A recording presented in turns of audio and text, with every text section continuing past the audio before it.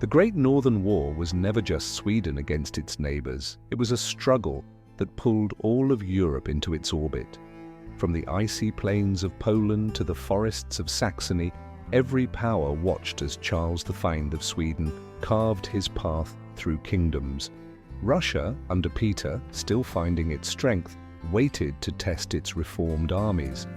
Austria, Prussia, even distant France felt the tremors of this conflict. This was not only about borders, but the balance of the continent itself.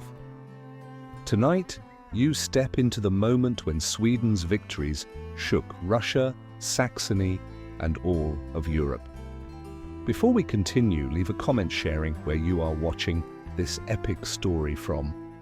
The winter sun cast a pale glow upon Europe, as if the heavens themselves sensed the coming storm. Sweden, triumphant after the crushing victory at Fraustadt, stood tall among kingdoms, its young King Charles XII shaping destiny with every march of his army. Across the east, Russia stirred in silence. Peter, not yet called the Great, sharpened his plans, reformed his legions, and studied his enemies' every move. The air across Poland and Saxony carried whispers that the next clash would not merely decide borders, but the very balance of power in Europe for centuries to follow. Charles did not rush east after his victory. Instead, he chose to remain in Saxony, pressing his advantage with patience rather than reckless pursuit. His decision was not born of hesitation, but of calculation. For 6 long years, his men had endured endless campaigns, bloodied marches, and unbroken winters. Now, in the heart of Saxony, the Swedish army rested, their presence alone forcing the defeated elector to gather indemnities faster than his coffers could bear.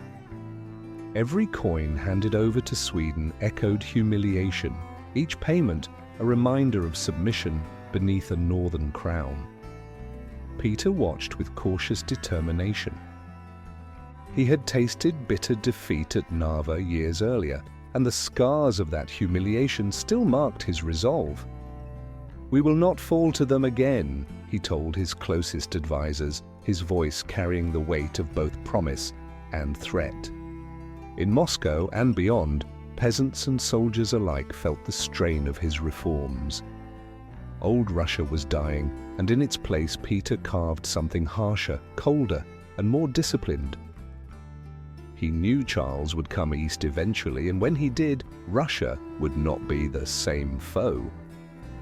Meanwhile, Augustus of Saxony lived in dread. Though the Treaty of Altrandstedt bound him with iron chains of surrender, he lacked the courage to face Peter with the truth. Fear gnawed at him, for the Tsar's wrath was no idle rumor. So Augustus stalled, hiding his defeat beneath silence, terrified to utter words that would betray his subjugation. He delayed, lingered in Poland, and trembled at the thought of Russian vengeance. Even kings can become prisoners of fear, and in that winter, Augustus tasted captivity more bitter than any dungeon. The streets of Saxony bore witness to the strange calm of occupation. Swedish banners fluttered above towns, their soldiers disciplined, yet ever watchful. Merchants counted their losses as supplies drained to feed Charles's men. Villagers muttered prayers, hoping this northern tide would soon recede. Yet, beneath the surface of exhaustion, admiration flickered. Charles appeared to many not just as a conqueror, but as a figure forged in iron and certainty, a man untouched by doubt, standing taller than the fragile rulers around him. Where others faltered, he pressed forward with the icy conviction of fate. Winter deepened, and with it came a silence that was anything but peaceful. Russian troops withdrew eastward, regrouping in lands beyond immediate reach. Augustus at last slipped away from Poland, returning to Saxony with shame heavy upon his shoulders. Behind him trailed the shadow of a broken alliance. Ahead of him loomed the judgment of history. For in those months of uneasy stillness, Europe shifted. Sweden held the stage, Russia prepared its return, and every throne from Vienna to Paris watched in dread. The storm had not yet broken, but its first thunder already echoed across the continent. Snow still clung to the Saxon fields when rumors began to travel faster than soldiers. From Vienna to Paris, whispers claimed Charles XII was invincible, a warrior touched by destiny. Diplomats weighed their words carefully, uncertain whether to align with the Lion of the North or to pray for his downfall. Monarchs watched in uneasy silence, fearing that Sweden's strength might reshape the continent. The victory at Fraustadt had been more than a battle. It had been a message written in blood, one Europe could not ignore. Yet in Moscow, Peter sharpened his resolve as he shaped his army. He spoke to his generals with unyielding certainty. The Swede believes himself unstoppable. That belief will be his undoing. Around him, the once ragged troops of Russia were drilled into something new.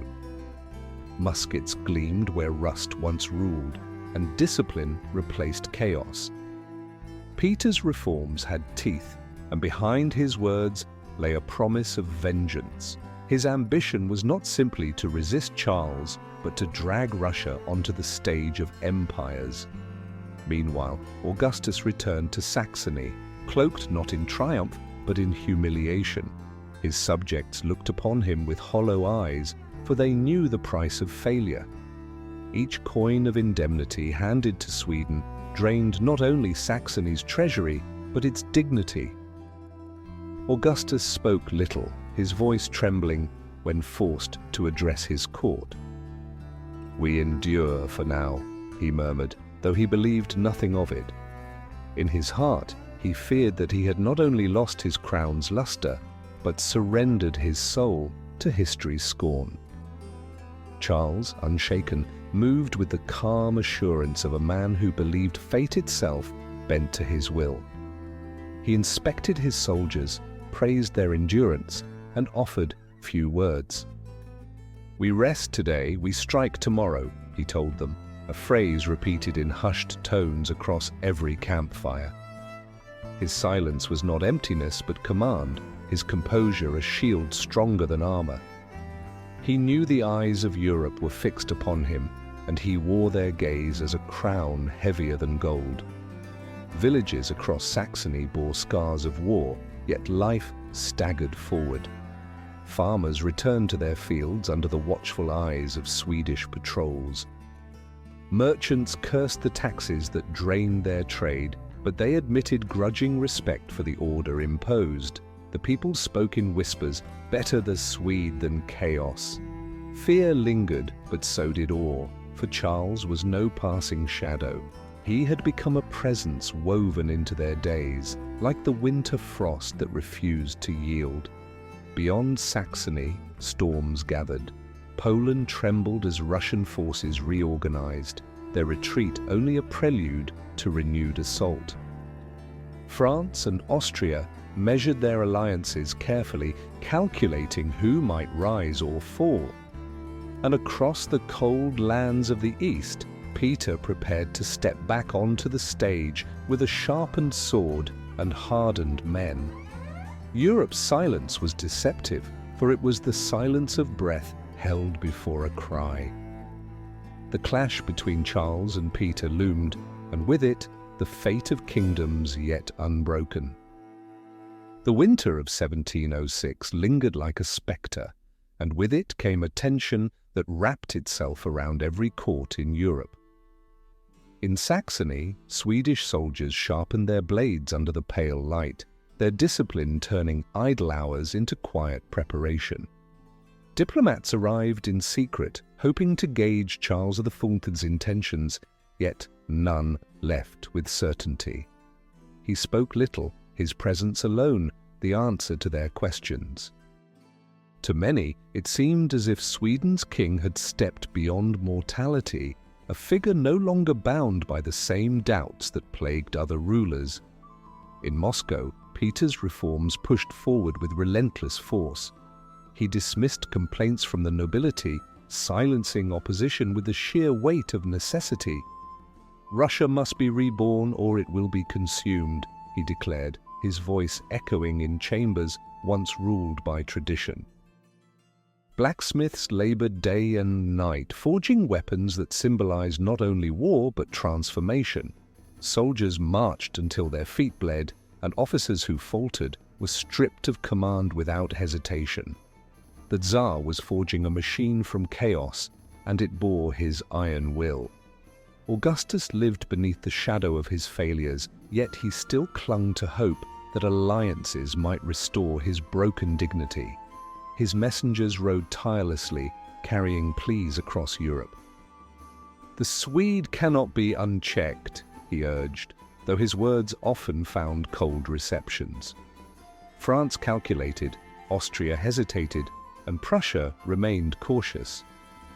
Augustus felt the sting of abandonment with each reply, but desperation drove him further.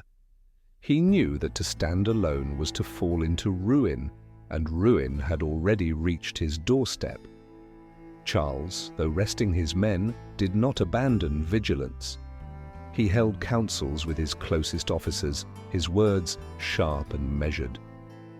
"We strike when the ground is ready," he said, his tone betraying neither impatience nor hesitation. His commanders obeyed without question, for Charles's certainty was their anchor. They whispered among themselves that their king seemed chosen by fate itself, a man destined to bend empires.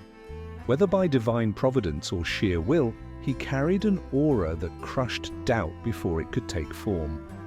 Life in Saxony became a rhythm of endurance under occupation. Markets struggled, yet trade never ceased entirely, for even conquest required the flow of goods. Farmers sold their grain under the gaze of Swedish guards, merchants adapted to new taxes, and families endured the weight of soldiers quartered in their homes. There was resentment, but also a strange acceptance, as if the people knew resistance was pointless against such a force. In the silence of their fields, they prayed not for victory, but for survival. Across Europe, monarchs watched with growing unease. France feared Swedish power might tilt the balance against their ambitions, while Austria dreaded another upheaval in the heart of the continent. In England, whispers of intervention circled like restless winds, though action remained uncertain. And in the east, Russia stood ready, its armies no longer the scattered remnants of Narva, but a hardened force awaiting trial by fire. The stage was set, and Europe held its breath, for the clash between Charles and Peter was no longer a question of if, but when. The snow of Saxony melted into spring, and with it, the certainty of peace dissolved. Charles III began to weigh his next move, his gaze turning eastward with an intensity that silenced even his most trusted commanders. He knew rest could not last forever. Sweden's victories had given him dominion over the West, but unfinished business awaited in the heart of Russia. Each day of delay only allowed Peter to grow stronger, and Charles was not a king who tolerated the passage of time as an enemy. Peter, sensing the inevitable, pressed his reforms harder than ever. His words to his council carried the weight of steel. "Every mistake we made at Narva has been burned away. The Swede will face not peasants, but soldiers, not chaos, but an army reborn." His voice inspired fear as much as loyalty, for he demanded nothing less than transformation. He believed Russia's future depended on breaking Charles, and he would sacrifice any cost to ensure that outcome. Augustus, meanwhile, sank deeper into despair, his throne a gilded cage. The Treaty of Altrandstedt hung around his neck like a noose, every clause a reminder of submission. He confided quietly to a confidant, "I no longer rule, I endure." His words revealed the emptiness of a man stripped of pride. Though he clung to the faint hope that Peter might restore him, Augustus's fate was sealed, for history does not forgive rulers who bow too deeply without resistance. In the Swedish camps, soldiers whispered of destiny. They had followed their king across endless fields, through snow, mud, and blood. Yet their loyalty did not waver. Charles walked among them with a presence that demanded reverence. He spoke little, but when he did, his words ignited them. "We march not for gold, but for glory." Such promises bound men tighter than chains, and each soldier came to believe they carried the weight of Sweden's honor upon their shoulders. Europe watched with growing unease. France measured Sweden's victories with suspicion, fearing a power too dominant. Austria weighed the consequences of standing idle while Charles carved his path. Even England across the sea debated whether this northern storm might shift the balance of trade and influence. Every court studied maps, every diplomat whispered schemes, yet none dared to act openly. For all their fear, they knew the next act belonged not to them, but to Charles and Peter, whose collision was inevitable. As spring gave way to summer, the stage was set. Swedish banners fluttered in Saxon winds, while Russian drums echoed across the eastern plains. Between them stretched a continent trembling with anticipation. The silence before the storm deepened, thick as fog, suffocating as dread. And then came the certainty whispered in every camp, repeated in every court. The King of Sweden and the Tsar of Russia were on a path that could not be diverted. Europe would soon witness a clash that would carve centuries. The calm of Saxony was only an illusion, for beneath its quiet streets lay the tension of a world waiting for rupture. Charles XIII studied reports with meticulous precision, his eyes fixed on the east. To his soldiers he offered no lengthy speeches, only certainty. "Our path leads forward," he declared, and with those words the army's course was sealed. What seemed like rest was preparation, and every hour of stillness was a sharpened blade waiting to strike at Russia's heart. Peter, far from idle, prepared as if the very soil of his empire depended upon endurance. He drove his armies mercilessly, reforming not only tactics, but spirit. "No weakness, no retreat," he commanded, his voice echoing across frozen drill fields. He inspected regiments with an eye that saw only flaws, and he crushed hesitation without pity. His men feared him, but they also drew strength from his unyielding will. Russia would no longer be humiliated. Its scars had hardened into armor. In Saxony, Augustus walked a path of shame, each step a reminder of defeat. The court whispered about his broken alliances, and his subjects eyed him with contempt. His voice faltered even in private councils. "I have surrendered more than a crown," he confessed to one confidant. "I have surrendered myself." His words carried the despair of a man who knew redemption might never come. Though he still placed fragile hope in Peter's rising power, Augustus lived as a ghost in his own palace. Charles's officers debated strategy in hushed tones, aware that their king listened more than he spoke. He reminded them with calm finality, "Victory is not won by haste, but by resolve." His composure was unnerving, his silence a weapon sharper than steel. Soldiers drew strength from his unwavering certainty, convinced their cause was more than conquest, it was destiny. Around campfires, they murmured that their king bore no fear, only purpose. In their eyes, he was not merely a leader, but the embodiment of Sweden's fate. Across Europe, courts trembled. In Paris, whispers spread that Sweden's strength might rival France itself. In Vienna, the Habsburgs measured every move with unease, unwilling to provoke yet unable to ignore. In London, merchants and ministers calculated how war in the East could shift trade and power. No realm remained untouched by the shadow of Charles and Peter. The continent had become a stage, and each monarch, whether active or silent, waited for the curtain to rise on a conflict that would redefine their world. The winds of summer stirred, carrying the weight of what was to come. Swedish banners prepared to move east, their fabrics snapping like thunder in the breeze. Russian camps hardened into fortresses, their soldiers drilled into instruments of vengeance. Between them stretched not just geography, but destiny itself. The moment of decision drew closer, and Europe's heartbeat quickened with dread. The silence before the storm could not last, for soon the thunder of armies would awaken, and with it the centuries would be reshaped. Summer spread across the continent, but the warmth brought no comfort. The Swedish army, rested and disciplined, prepared to march east, its banners casting long shadows over Saxony's fields. Charles the Full gave little away, his silence more commanding than any speech.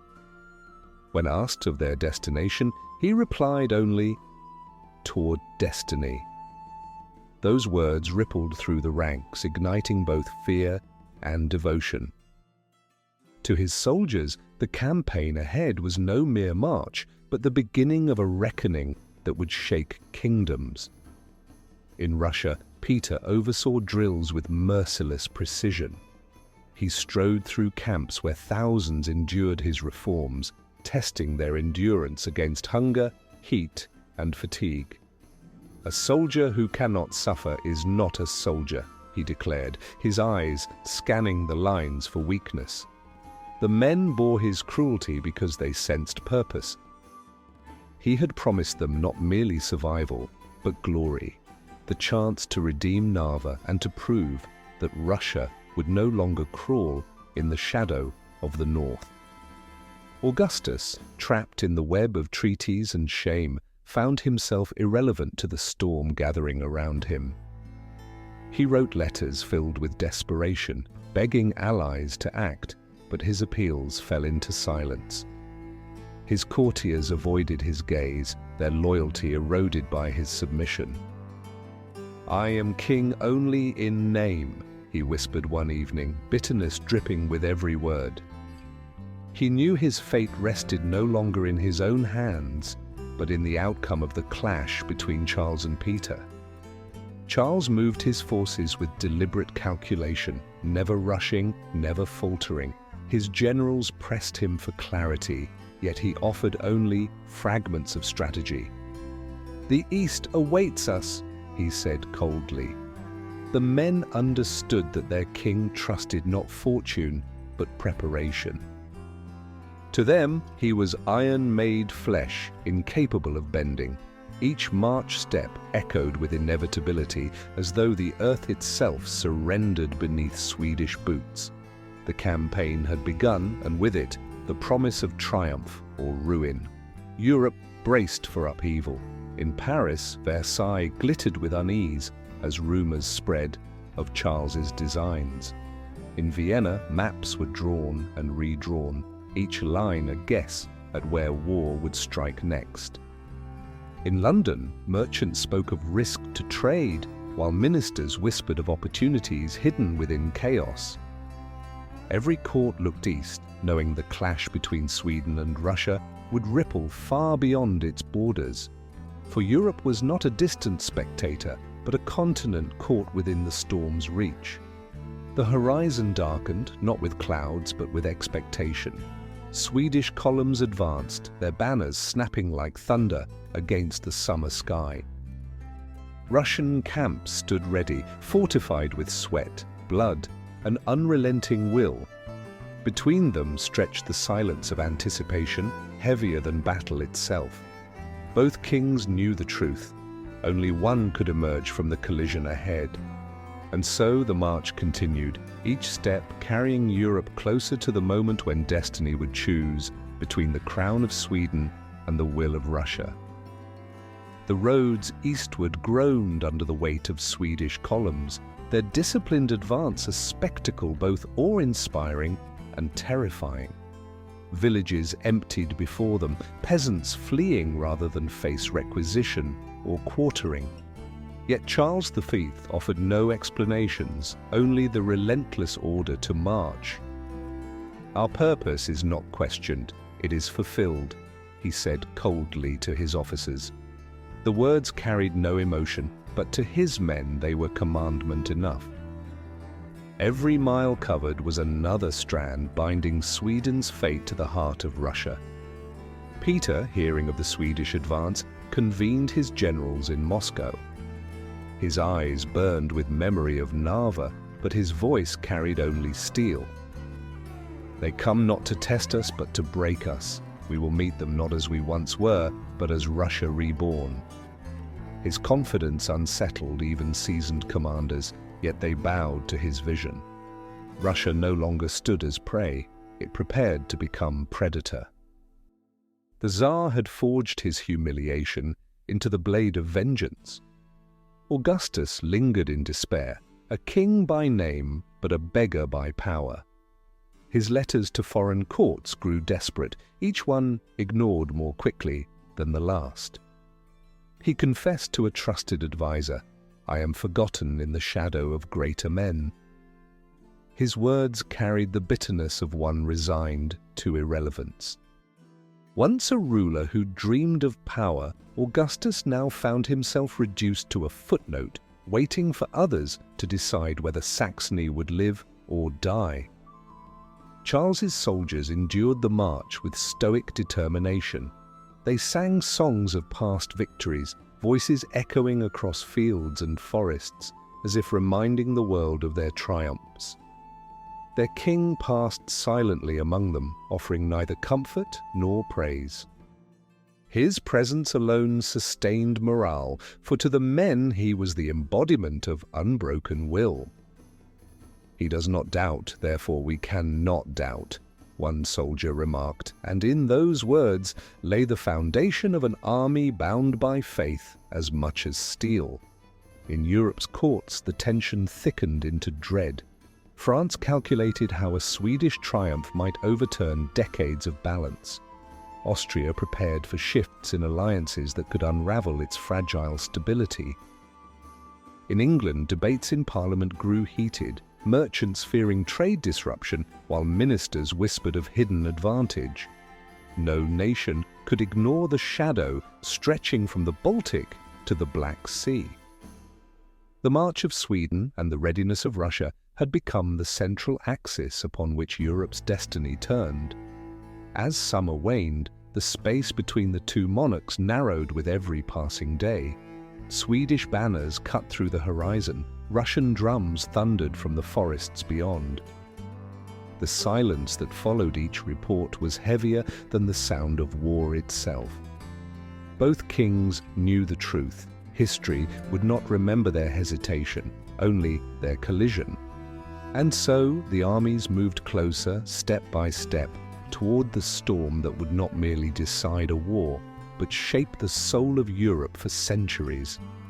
The horizon trembled with anticipation as the Swedish columns pressed further into the east, their march steady and unyielding. Fields once green now groaned beneath iron boots, and the silence of peasants hiding in fear testified to the army's reputation. Charles XII showed no sign of hesitation, his resolve carved into every step. When asked by an officer if the enemy's numbers troubled him, he replied simply, "God counts for us." Such certainty fed his men, convincing them their king walked hand in hand with destiny itself. Peter studied the reports with relentless focus, marking maps by candlelight as his generals surrounded him. The news of Sweden's advance stirred not panic, but grim determination. "They think we are as we once were," he declared, his eyes fixed on the parchment before him. "Let them come, they will find Russia ready." The words carried through the camp, reaching soldiers hardened by drill and fire. For the first time since Narva, they believed they could face the northern lion without trembling. In Saxony, Augustus faded into irrelevance, though his shadow lingered in whispers. He spoke to his dwindling circle of loyalists with a voice stripped of power. "I wait for the storm to pass, but storms do not pass when kings command them." His confession revealed the helplessness of a monarch trapped by decisions greater than himself. The court had grown cold, servants bowing without reverence, ministers obeying out of necessity rather than loyalty. Augustus's reign had become a hollow echo. Charles's officers, though loyal, sensed the weight of the task ahead. Around their campfires, they debated what awaited them in the heart of Russia. Endless distances, merciless winters, armies larger than any they had faced before. Yet when their king appeared, the doubts dissolved. He spoke with chilling calm. "If the road is long, then we march longer. If the enemy is many, then we fight harder." His conviction erased hesitation, binding men once more to his unbreakable will. Across Europe, fear sharpened into calculation. In Paris, Louis's advisors whispered that Sweden's triumph might unravel the balance France had fought so hard to shape. In Vienna, the Habsburgs prepared for consequences they could neither predict nor control. In London, debates raged as merchants feared disruption and ministers pondered intervention. The conflict was no longer a distant quarrel, but a storm capable of reshaping the entire continent. Each throne trembled, each court prayed that destiny might spare them from ruin. As the summer waned and autumn's chill approached, the two monarchs drew closer with every passing day. The air thickened with inevitability, as though even nature braced for the clash. Swedish banners tore through the sky like lightning, while Russian drums echoed like thunder from beyond the forests.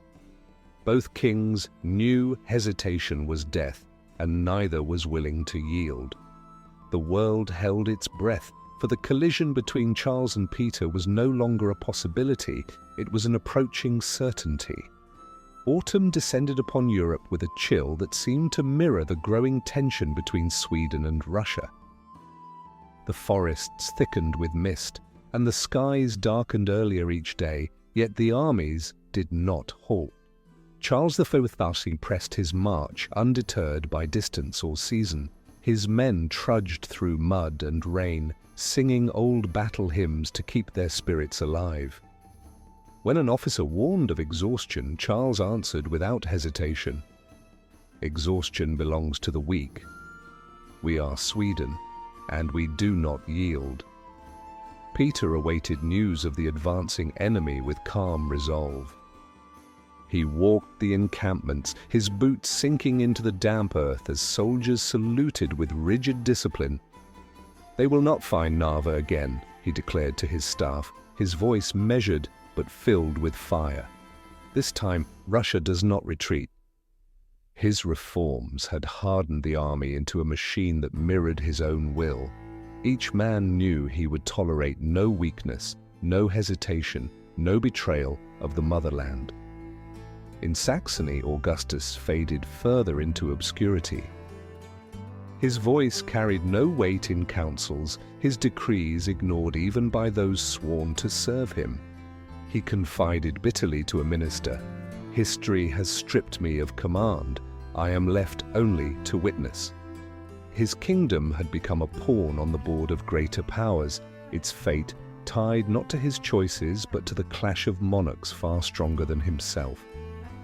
He remained a king in name, but little more. The Swedish camps bristled with discipline. Fires burned in ordered rows, sentries patrolled with silent vigilance, and every movement reflected the iron will of their king. Charles addressed his men rarely, but when he did, his words struck like arrows. "Glory is not given, it is taken," he told them, and the soldiers repeated his phrase like a prayer. They believed their king bore the hand of providence, and that belief transformed exhaustion into strength, fear into defiance. Across Europe, anticipation reached its breaking point. In Paris, Versailles grew restless, the nobility whispering of disaster should Sweden triumph unchecked. In Vienna, the Habsburgs braced for upheaval, fearing alliances would shatter in the storm. In London, merchants pleaded for stability while ministers debated intervention, yet no decision came. The continent stood frozen, caught between dread and fascination, as though watching a fire spread across the horizon with no power to stop it. The clash of kings was now inevitable. Swedish banners cut across the landscape like lightning, Russian drums thundered like an approaching storm, and the distance between them narrowed with every heartbeat. Neither Charles nor Peter would turn aside, for both understood the stakes were greater than crowns. This was not merely a war of territory, but of destiny. Europe stood poised at the edge of transformation, waiting for the blow that would shape centuries. The silence before the collision had ended. The storm was upon them. The season turned harsher as the Swedish and Russian forces closed the final distance between them. Frost returned to the fields, coating the ground where thousands would soon bleed. Charles V rode at the front of his men, silent, his gaze fixed on the horizon. When asked if he feared the coming storm, he answered coldly, "Fear is for those who doubt their cause." His soldiers, hardened by years of relentless campaigns, carried his words as a shield, heavier than any armor. Peter awaited his rival with unshakable determination.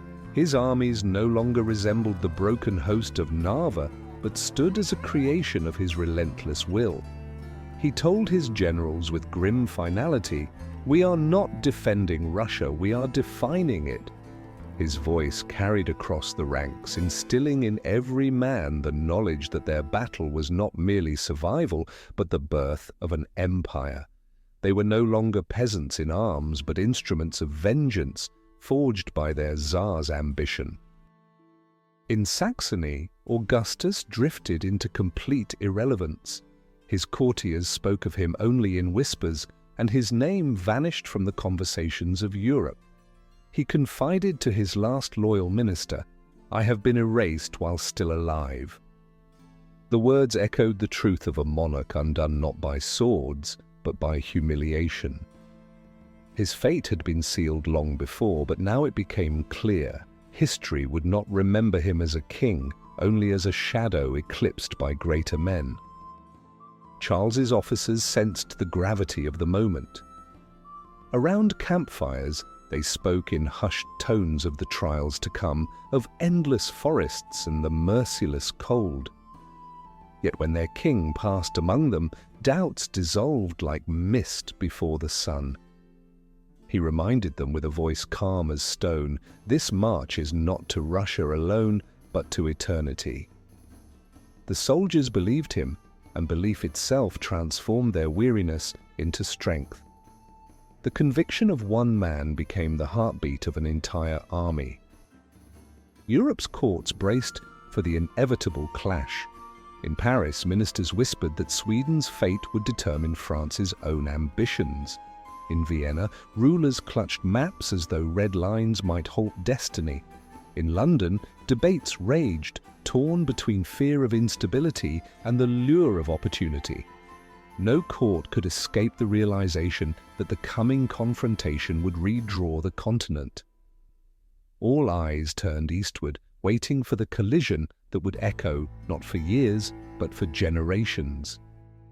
The moment could no longer be delayed. Swedish banners advanced like lightning across the horizon, while Russian drums roared like thunder through the forests.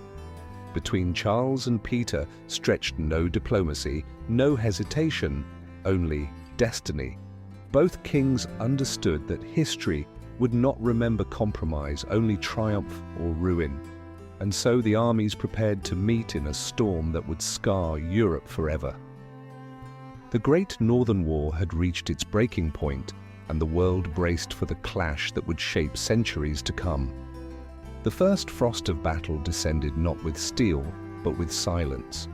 Swedish scouts returned with word of Russian defenses, stretched across fields and forests, formidable in both size and design. Charles XIV listened in silence, his face carved from stone.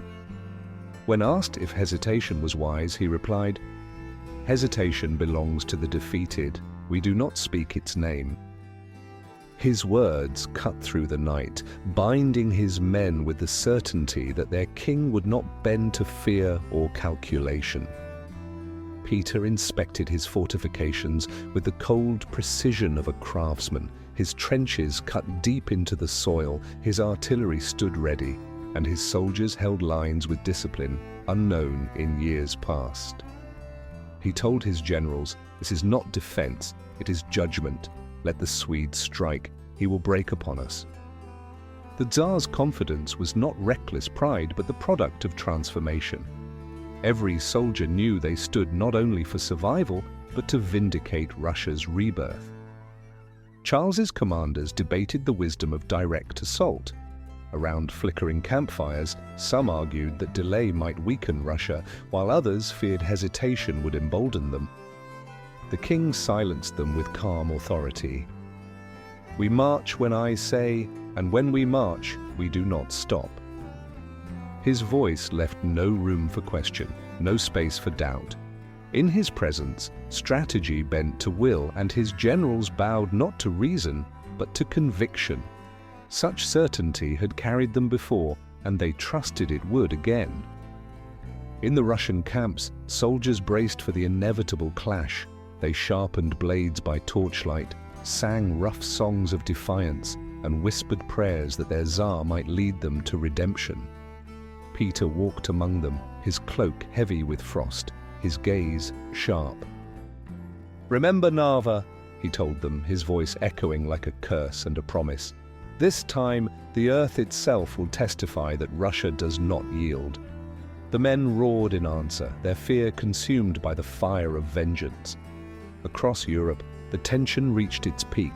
Couriers galloped from camp to court, carrying fragments of intelligence that left rulers breathless. In Paris, Louis's advisors muttered that the world's balance stood on a knife's edge. In Vienna, ministers spoke in trembling tones of disaster that could not be avoided. In London, the merchants prayed only for stability, while Parliament argued in circles. Every throne understood the clash of Sweden and Russia was no longer a war of kings, but the crucible of Europe's future. And so the two armies faced one another across frozen ground, banners snapping in the wind like thunder. The Swedes, weary but unbroken, stood behind their king as though fate itself had summoned them. The Russians, newly reborn, waited behind walls of earth and fire. Neither side would retreat, for both carried the weight of destiny. The silence that followed was not emptiness, but the breath before violence. Europe held still, for the storm had arrived, and its first lightning would decide centuries. The dawn of battle rose with a pale sun, its light filtered through mist that clung stubbornly to the earth. Swedish drums beat a rhythm of inevitability as Charles XII prepared his men for the assault. Though wounded and carried on a stretcher, he refused retreat. "A king leads even when he cannot stand," he told his officers, his voice sharpened by defiance. His army, hardened by years of triumph, believed their king's presence alone could turn the tide, no matter the odds. Peter, standing tall among his generals, surveyed the Russian defenses with grim satisfaction. Trenches stretched like scars across the land, and artillery pieces stood in disciplined silence, awaiting the order to roar. "Today we end the shadow of Narva," he declared, his words carrying the weight of vengeance long restrained. Around him, soldiers who once trembled before the Swede now stood resolute, transformed by drill, fear, and loyalty. For them, this was not merely survival, it was redemption written in fire and blood. The first Swedish volleys shattered the silence, musket fire crashing against Russian lines.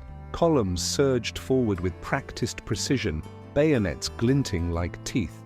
For a moment, the old rhythm of Swedish victories seemed to return, and soldiers roared in triumph as trenches were seized.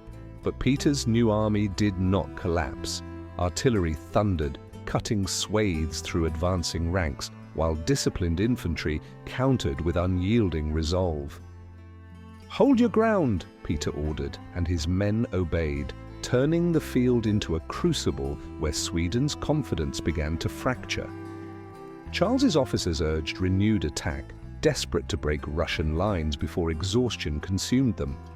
Carried among his men, Charles commanded coldly, "Forward, always forward." Yet each assault met walls of fire and iron. The ground grew thick with bodies, and Swedish banners, once symbols of terror, now staggered under relentless resistance. The invincible aura of their king faltered as reality carved its truth into flesh and soil. Destiny, once unquestioned, began to slip from Sweden's grasp with every passing hour. In the Russian ranks, fury burned brighter than fear. Soldiers who had once fled in disgrace now pressed forward, driving bayonets into Swedish lines, reclaiming honor with every strike. Peter moved among them, his presence igniting their resolve. "This is Russia's day," he told them, and they roared in answer, their confidence hardened by victory within reach. For the first time, the Lion of the North bled openly, and the men of Russia felt the weight of centuries lifting from their shoulders. As the sun reached its zenith, the battle turned irrevocably. Swedish formations broke, their iron discipline shattered by exhaustion and relentless fire. Charles, still defiant, commanded his men to stand, but even he could not halt collapse. The field belonged to Peter, and with it, the tide of history shifted. Europe would never be the same. The Great Northern War had reached its breaking point, and in the smoke of Poltava, a new power rose, its roar echoing across the continent for centuries to come. The battlefield of Poltava lay heavy with silence, broken only by the cries of the wounded and the crows circling above. Sweden's aura of invincibility had been torn apart, its once mighty army reduced to fragments scattered across the blood-soaked earth. Carried away by loyal men, Charles XII, wounded yet unbroken, refused to surrender. "A king does not yield while breath remains," he declared, though even his soldiers sensed the tide of fate had turned. The Lion of the North had been wounded beyond healing. Peter stood upon the field, his cloak stained by dust and powder, his eyes fixed on the ruins of his enemy. "Russia rises today," he told his generals, his voice trembling not with doubt but with triumph. The men around him, once uncertain, now recognized the truth.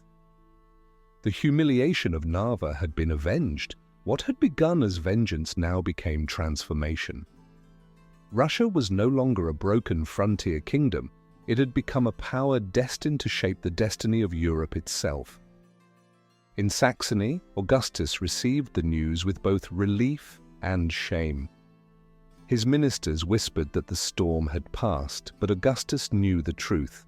It had passed without him. "I have survived, but I have not lived," he murmured in bitterness. Once a monarch who sought crowns, he had become a relic overshadowed by kings, greater in both triumph and tragedy. His throne remained, but his name carried only the weight of irrelevance, a reminder of how fear robs rulers of history's favor. Across Europe, the news of Poltava rippled like thunder. In Paris, Versailles trembled as courtiers whispered of a balance forever shifted.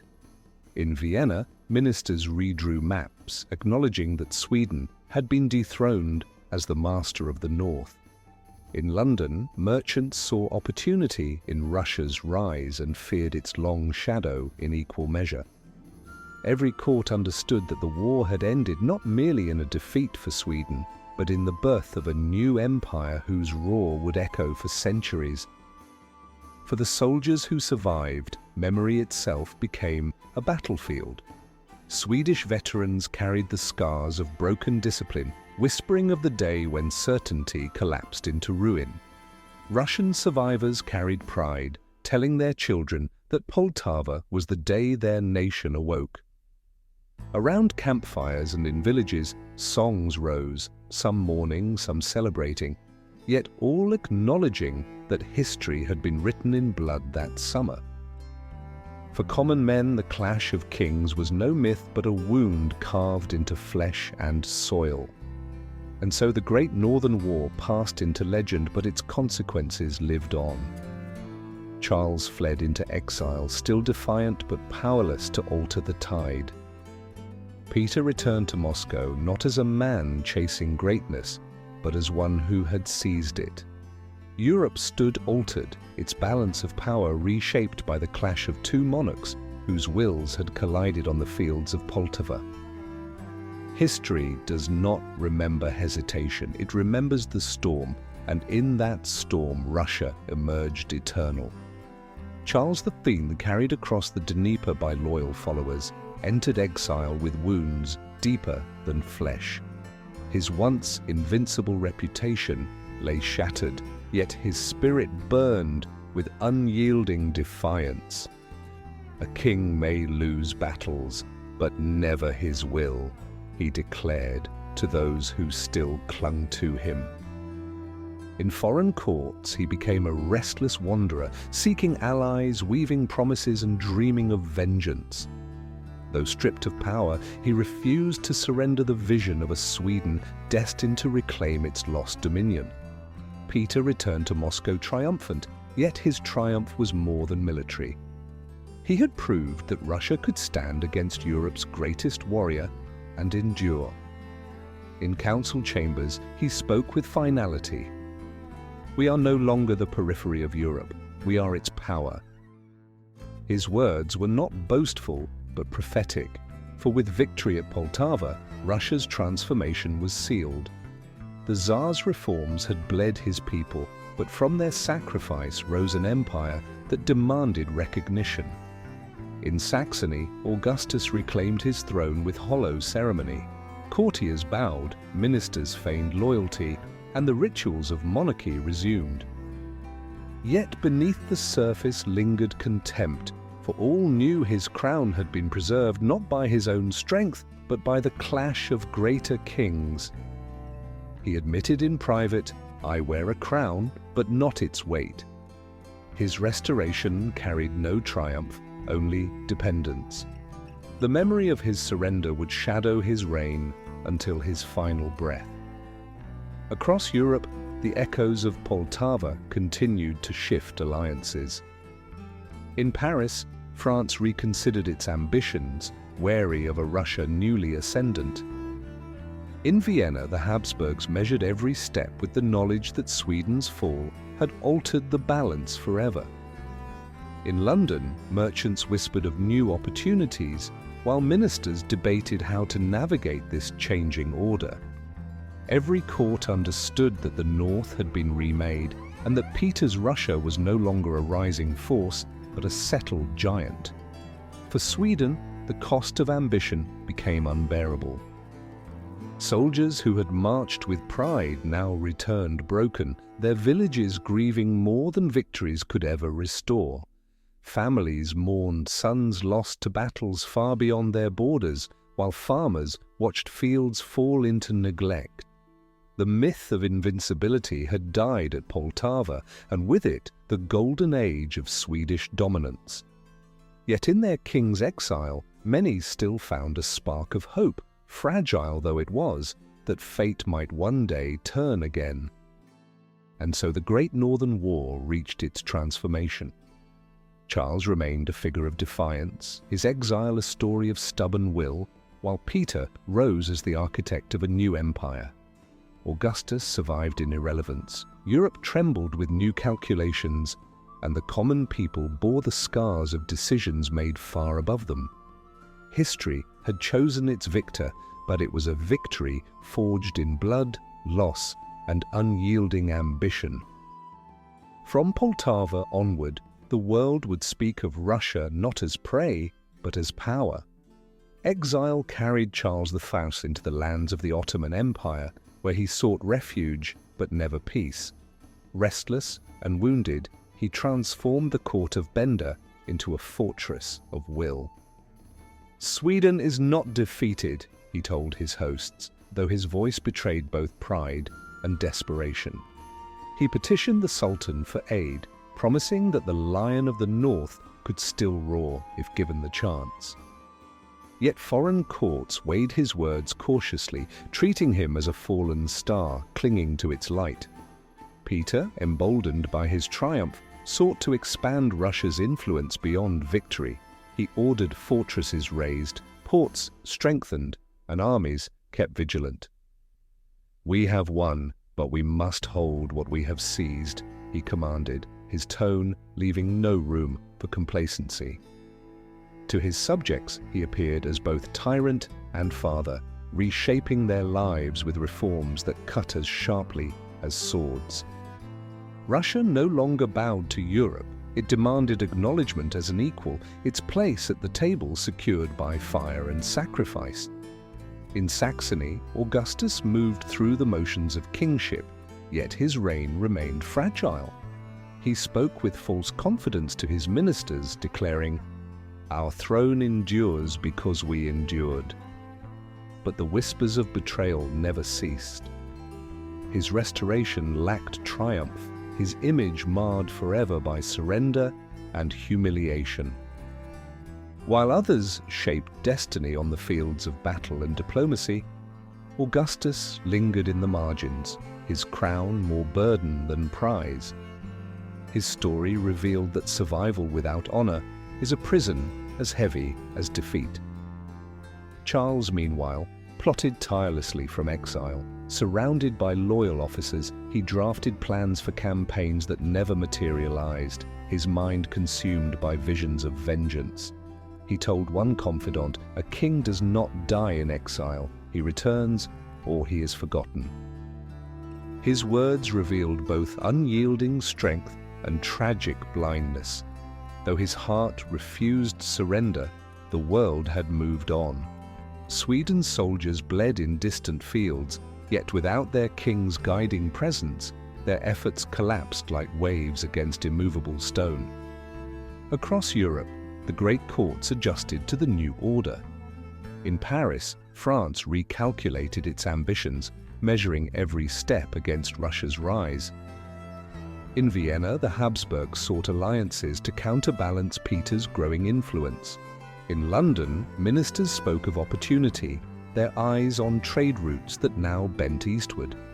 None doubted that the continent had shifted irreversibly. Poltava had not been a single battle. It had been a hinge upon which the door of history turned, closing the age of Sweden and opening the age of Russia. Thus the story reached its twilight. Charles remained in exile, his defiance burning, but his power spent. Peter ruled as the architect of a new empire, his shadow stretching across Europe. Augustus lingered in obscurity, remembered only for surrender. And the people, scattered across fields and cities, bore the scars of decisions made far above them. The Great Northern War was not merely a contest of arms, but a revelation of ambition's cost. Empires rise, empires fall, but history remembers only those who seized their moment.